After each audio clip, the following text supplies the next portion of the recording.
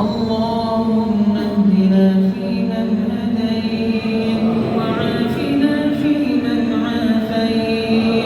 وتولنا فيمن توليت وبارك لنا فيما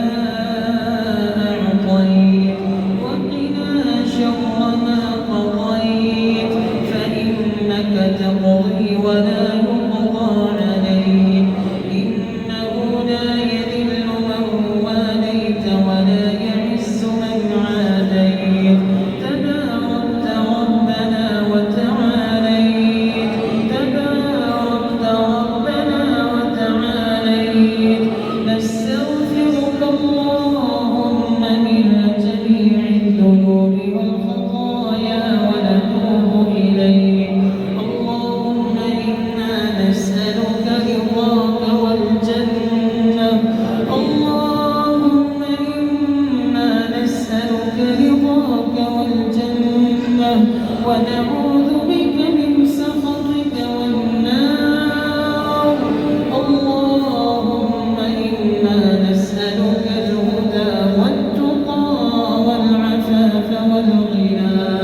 اللهم أحسن عاقبتنا في الأمور كلها وأجرنا من خزي الدنيا وعذاب الآخرة اللهم إنك عفو كريم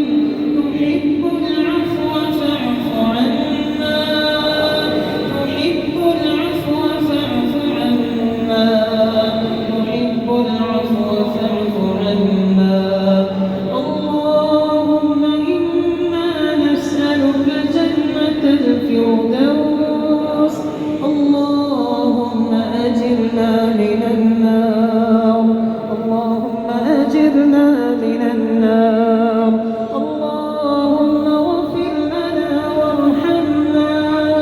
وأعتق رقابنا من النار اللهم اعتق رقابنا من النار اللهم ارزقنا شهادة في سبيلك رب ارحمهما كما ربياني صغيرا اللهم اشف مرضانا ومرضى المسلمين يا شافي الأمراض اشف مرضانا ومرضى المسلمين اللهم اشف آبائنا وأمهاتنا وأزواجنا وذرياتنا وإخواننا وأخواتنا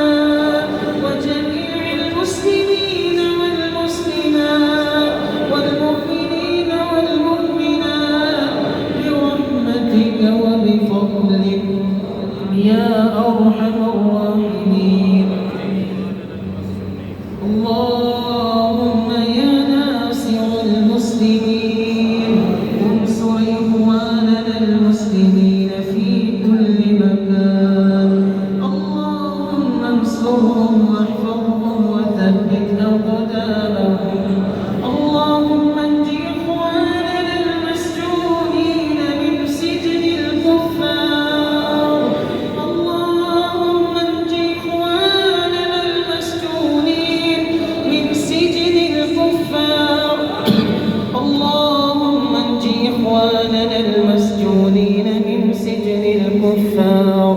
اللهم أعز الإسلام والمسلمين والباكستان وأذل الشرك والمشركين ودمر أعداء الدين واجعل بلاد الحرمين آمنا مطمئنا وسائر بلاد المسلمين يا رب العالمين ربنا تقبل منا إنك أنت السميع العليم وتب علينا إنك أنت التواب الرحيم وصلى الله